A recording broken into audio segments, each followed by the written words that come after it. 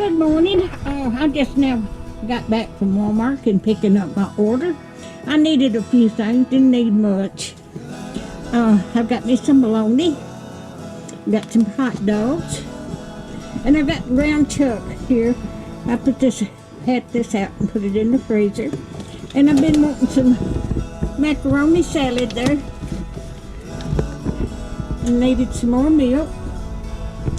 Now every Easter, when Easter eggs come out, these kind of Easter eggs here, I always get about 2 bags. That'll last me for a while.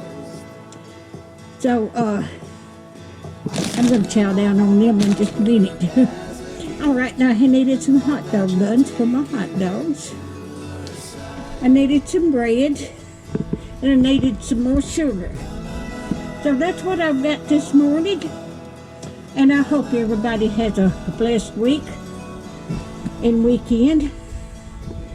So if you like my videos, just like, share, and subscribe, and hit that little bell when you want to be notified when I got another video coming out. And thank y'all so much for watching.